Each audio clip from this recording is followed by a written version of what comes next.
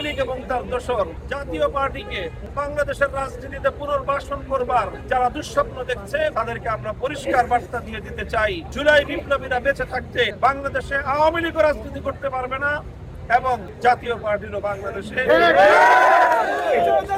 অবস্থা সংকটাপন্ন। আরো কয়েকদিন লাগবে হয়তো, তারপরে পরিপূর্ণ অবস্থা অনুমান করা যাবে যে কত এবং আঘাতের চিহ্নটা কতটা গভীর, মস্তিষ্কের কতটা গভীর এবং তার চোখের কি অবস্থা। তো এইভাবে এই বাংলাদেশের এই নৃশংস এবং এই রকম পরিকল্পিত যৌথ বাহিনীর হামলায় শিকার হয়ে আজকে আমরা জুলাই বিপ্লবের অংশীজন সকলকে বলবো যে আমাদের আর হাতে সময় নেই। এই মুহূর্তে ঐক্যবদ্ধভাবে এই ষড়যন্ত্রকারী কেন্দ্রকে, ফ্যাসিবাদ এবং তার দোসরদেরকে যদি আমরা মোকাবেলা করতে না পারি তাহলে বাংলাদেশে দেশপ্রেমিক জনতা থাকতে পারবে না। কাজে আজকে আমাদের সিদ্ধান্ত নেওয়ার সময় এসেছে, আমরা এদেশে থাকবো না বাংলাদেশ বিরোধী অন্য কোন শক্তি বাংলাদেশে শাসন করবে। দেশের অস্তিত্ব এবং দেশের স্বাধীনতা আজকে প্রশ্নের সম্মুখীন, হুমকির সম্মুখীন।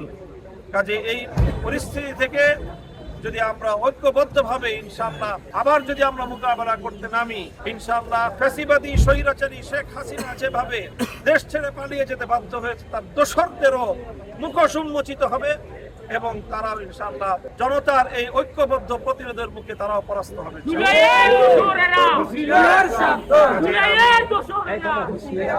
আমরা দেশের সকল রাজনৈতিক পক্ষ এবং আন্তর্জাতিক বিশ্বকে এই বিষয়ে আমরা দৃষ্টি আকর্ষণ করি, জাতীয় গণমাধ্যমগুলোকে আমরা বলি যে এই ঘটনা যথাযথ নিন্দা এবং এই ঘটনার প্রতিবিধান করার জন্য যা করতে হয় আমরা সকলে ঐক্যবদ্ধভাবে যেন সেটা করতে পারি, সেই প্রত্যয় আমরা ব্যক্ত করছি।